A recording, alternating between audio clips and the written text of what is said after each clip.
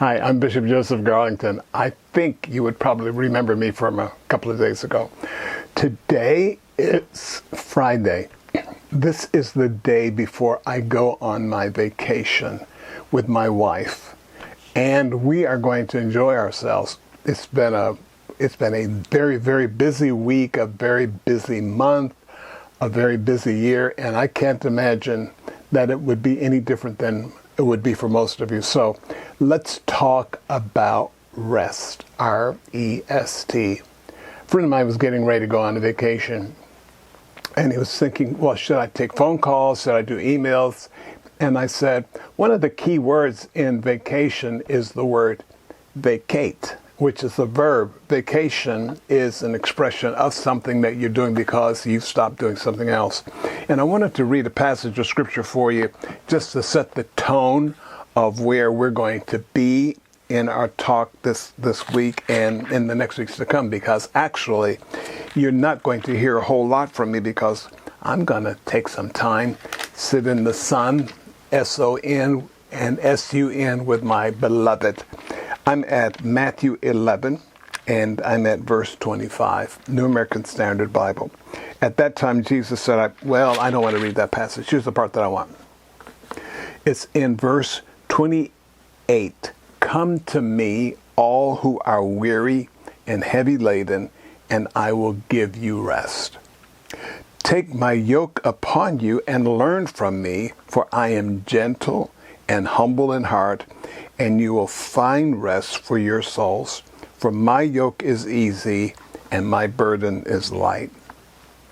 We're going to look at this scripture in the Message translation as well, because there's something here that I really want us to see and I want us to get. I had a friend who was getting ready to go on a sabbatical, and he said the thing that he discovered when you're going on a sabbatical, and particularly if you've been working really hard for a long period of time, you have to find some way to slowly shut down. And he said, I think I didn't know how to do that. And he described an experience that he had with a speedboat that he and his wife had. And he was out on the Gulf of Mexico, and he was having a great time with this speedboat, and he was just sailing along.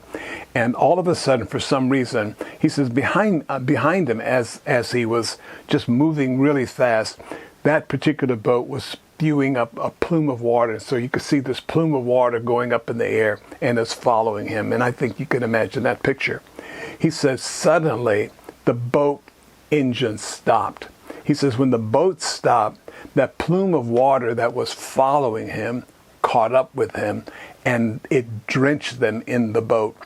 And I think the thing that he was communicating to me, and I heard it so well, that many times we are so busy doing what we're doing, we don't realize the momentum that we've created, all that's going on with us, and that we've got this huge plume of water following us, and then suddenly we stop and it all catches up with us. And this is where we are many times. The busier we are, the more difficult it is for us to take the time, to find the time to rest. And so I want to talk about that kind of rest.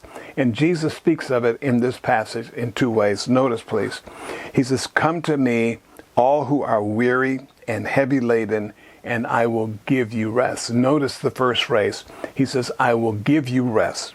The second phrase comes up in verse 29. Take my yoke upon you, learn from me, for I am gentle and humble in heart, and you will find rest for your souls. So there are two expressions that he uses. The first one is rest is a gift. The other one in verse 29 is rest is a discovery. When you are enabled to receive the gift of rest, you then are enabled to take upon the yoke. And no one takes upon a yoke without thinking, I'm going to go to work. A yoke indicates that you're going to be working. And in that work, when you are partnering with the King of Kings and the Lord of Lords, he says it's there that you will discover the kind of rest that all of us are longing for. So let's talk about that this week as we approach this season that we are in, and we are coming into a place in God that I really feel like God is saying, hey, let me show you how to do it, and I will show you my way, and you can show me your way, which I already know, and let's see which one works. So let's talk about it.